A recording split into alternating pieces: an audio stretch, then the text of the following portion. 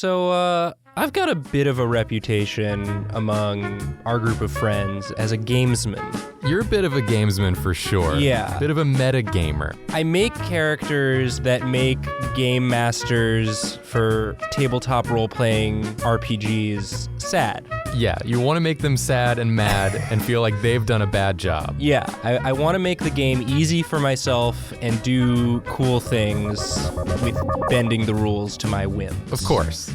But it wasn't always that way. Are we going back in history? We're gonna take a little historical dive.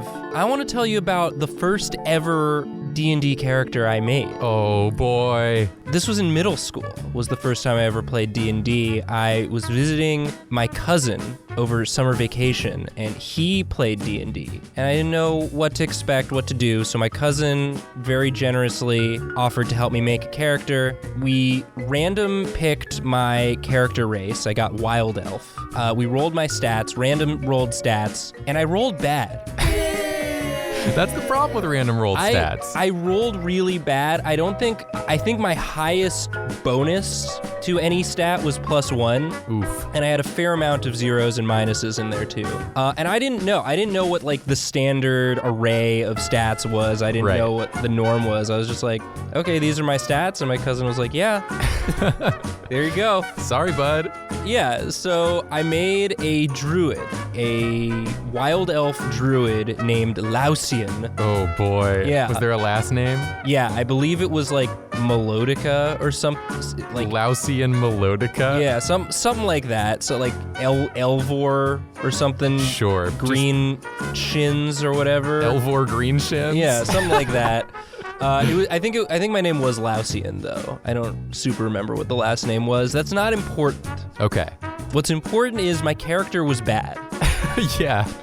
A bad dude going on a bad adventure. Yeah, my alignment was true neutral, just neutral. And so I came into school with my new character, asked to join my friend's adventure, and in trying to keep with my character's alignment, I just didn't participate in a lot of the stuff that my friends were doing. Like, I would remember being in a tavern where we all were, and some guards came in chasing someone up the stairs, and all the other members of the party went to see what was going on. They ended up in a fight. I was just chilling at the bar. You're like, no thanks. No, I'm good. This has nothing to do with animals and nature. That's sort of what I'm about. Yeah. Basically, all I wanted to do with this character was amass sort of a collection, a menagerie of animal companions. So I started with an eagle, but I wanted an eagle and a wolf.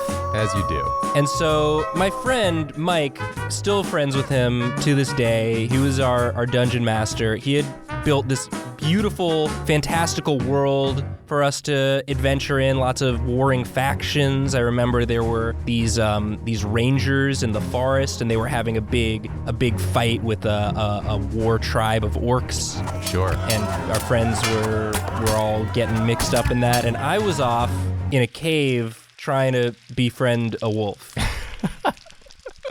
So once again, you're just not involved. Like, this is the first time that I ever was able to just do that in a game. Like, most games, there's a story and you play through the story. This was before your Skyrims and whatnot. And so it was my first time dealing with an open world, and all I wanted to do was pet the dog. Yeah, you can pet the dog in D&D. I just wanted to pet the dog. I did a really bad job, though. The wolf almost killed me. So you were alone, dying to a wolf. I was alone in a cave, dying to a wolf, while my friends were having an epic adventure in the woods. I will say, though, that even though my character was bad and I was also bad, yeah, I still have very fond memories of that adventure. Like, my character was objectively weak, and there was a real sense of danger to everything I did. I don't know, it was my first ever time playing anything like that, and it blew my mind. It blew my mind that if I didn't want to participate in the adventure, I didn't have to. No one could make you do it. No one could make me. It was much to the lament of my fellow party members, but since then I've made better characters. I've actually learned the game, and I've tried to be a helpful party member. But I'll always have a special place in my heart for my big dumb idiot who just wanted to pet a wolf. You know, I think we can all relate to that a little bit.